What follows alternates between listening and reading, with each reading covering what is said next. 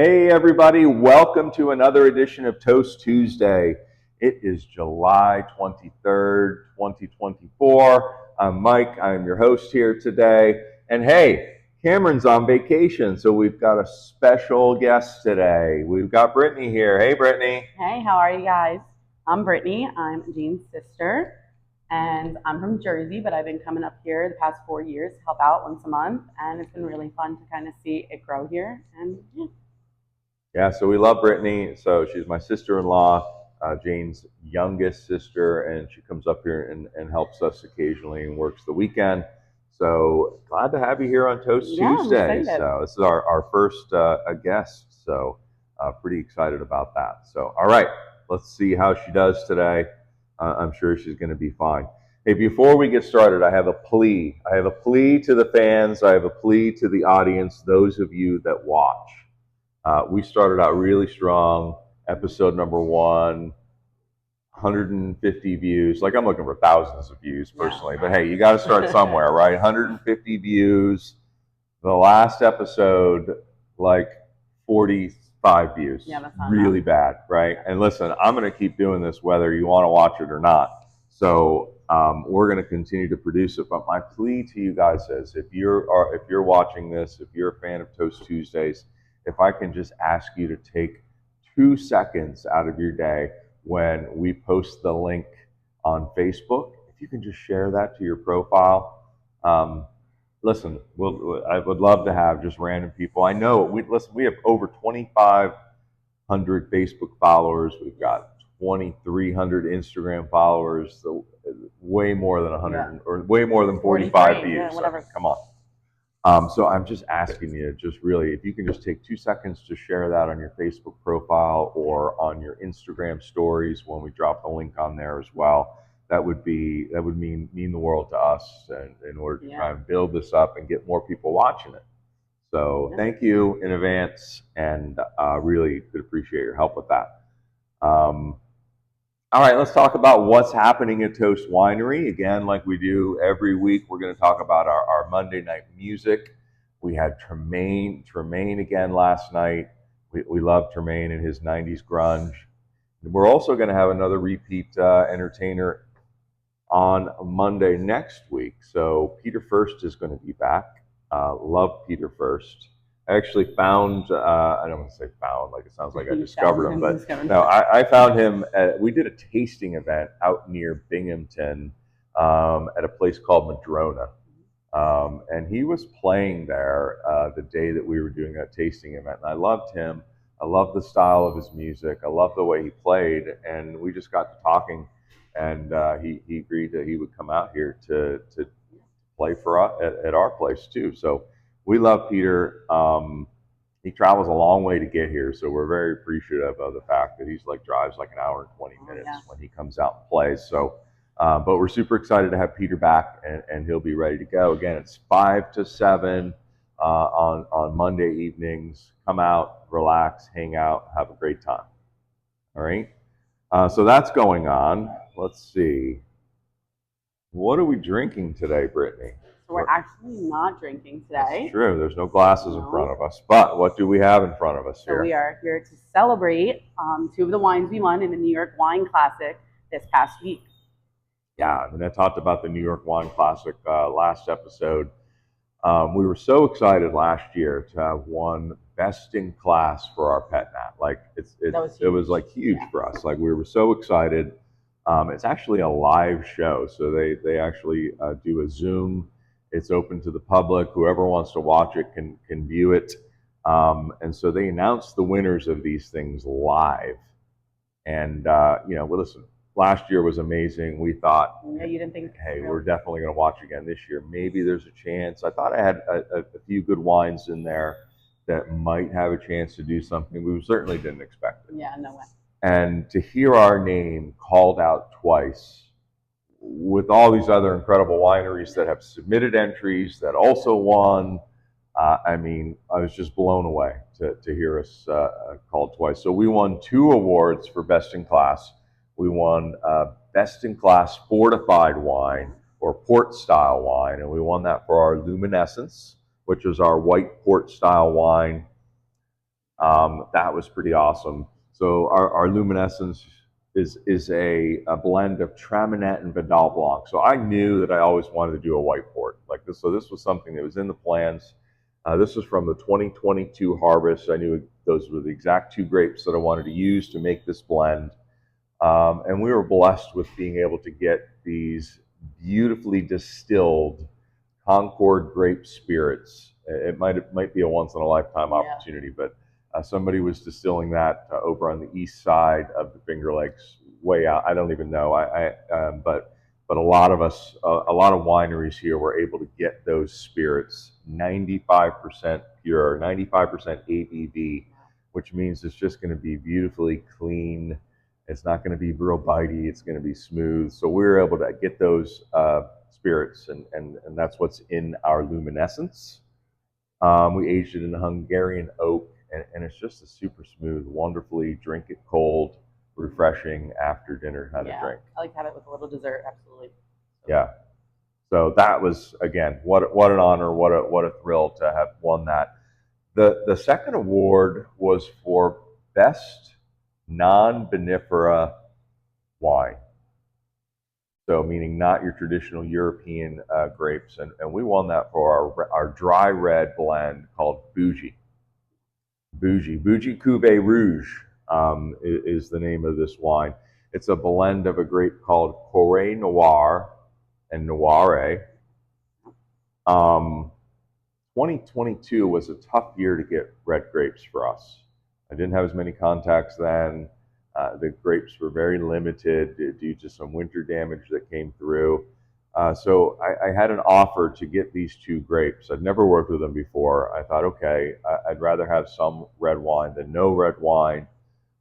Started doing some research around it, Googling and understanding this grape a little bit before. And I really wanted to, based on what I learned, make it in a Syrah type of style.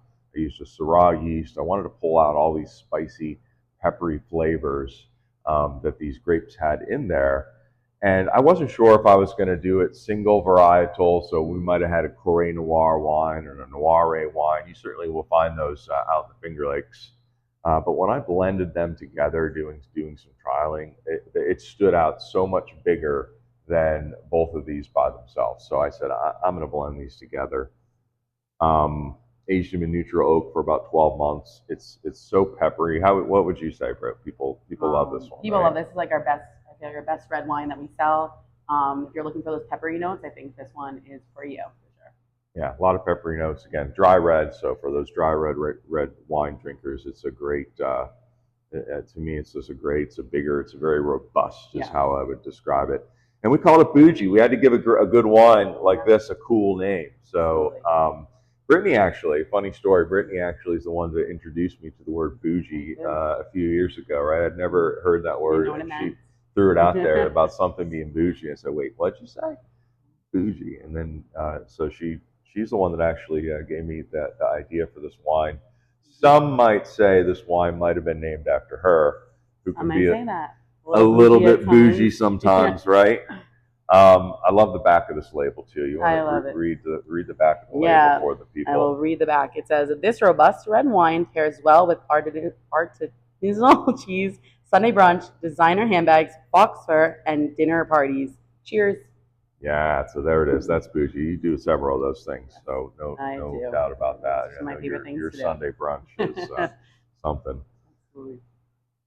Yeah, so that's it. I mean, again, couldn't be prouder of what we're doing here. It's a little bit kind of humbling as well, I guess, just to have that recognition against some of these other fantastic wineries. I'm thrilled to do it, which is certainly something we can't expect every year. But to get two this year was just something we'll never forget. So very, very proud of that. And we're pretty excited to be able to have these wines here for you to come in and try and buy if you so choose. So yeah, that was it. That was a big deal. So really exciting. Yeah. Hey, let's go to our top 5 list. Right. So with our special guest Brittany here, we're going to do top 5 toast wines available right now. Okay. So I want to know what your top 5 wines would be. So I'm going to let All you right. go first Are we and starting at let 5? you do your typically the way, unless you're Okay. Cameron, Yeah. unless I you're like to. I Cameron, was we making like to sure. start at 5 Okay. and give a little suspense until For we get number to 1. number 1. All right. So my number 5 would be the New York Groove. Really good. Love that one. Then we're moving to the Vignoles at number 4 for me. Really good Vignoles. summertime one. I love that one. Nice. Then number 3 is the Pet Nat. I love a bubbly, and that one has some interesting, fun flavors on there. Cool. All right. Number 2, Gewurz. Gewürztraminer. Gewurz. Interesting. Yeah. And my number 1 always has been since it's been made is the Lovestone. Really love that one. Lovestone. Okay, great. Yeah. So you went all white wine. It's I'm a big white wine drinker. Summertime too. It's nice to have white wine in the summertime. What do you like about that Lovestone? So I just love the flavors on it. I like tropical notes, the pear, really refreshing, well balanced. I feel like. Yeah, cool. All right, that's a good list. I like that list a lot. I like a lot of those wines too. We have one in common, so I'll do mine right now. My favorite wines are favorite for different reasons because I've made these wines. So there's just something about each one of these. My number 5 is our Zweigelt, 2022 vintage. So a new vintage that we released probably a couple of months ago now. I love the way it came out. Our first vintage of Zweigelt, it got some recognition out there. But it was very light. It was very fruity. It was very Beaujolais almost like. And I feel like this year's is a much bigger. It's still got those same fruit flavors, but it's a much heartier wine. I really love the way it turned out. So our Zweigelt number 5. Number 4 is our dry Riesling, 2021 dry Riesling. It has really come into its own. It's been in the bottle now for a couple of years, and I really think it's showing extremely well right now. Those typical dry Riesling flavors of pear and green apple that you get. It's got a nice kind of the smooth finish, the acidic bite that you can sometimes get with the dry Riesling. I think 2 years in the bottle has really smoothed it out, and it's showing right now really well, and I see it in the sales as well. Yeah, so people have been buying that one. People have been buying that a lot. So dry Riesling, my number 4. Citra is my number 3. I just think it's a really cool wine. That one's really fun. And people come in here and they try it, and I talked about the Citra on a previous episode, so I won't drain it here. But again, the aromas that you get when you first pour it into a glass are really interesting. And then all the fruit and citrus flavors you get when you drink it like a wine, it's like I think it's the coolest thing. So super thrilled about that wine. Really happy with the way it turned out. You get these ideas sometimes about something that you want to do. You don't know exactly how it's going to get executed or what the final product is going to be and whether people are going to like it. It turned out great, and people are loving it. So Citra, for me, is my number 3. Pet Nat, here's the one we have in common. Okay. Pet Nat is my number 2. Our Pet Nat was made out of Chardonnay this year. It's just got such great fruit aromatics. A lot of fruit notes in the aromatics. A lot of fruit note in the drink itself. I really like the way it turned out. Last year, I said we had won best in class for Pet Nat. Yeah. I like this year's Pet Nat even better. Too, absolutely. And I remember I told you when he first brought it to our family Thanksgiving, I said, I don't think you beat last year's, but we did. We did.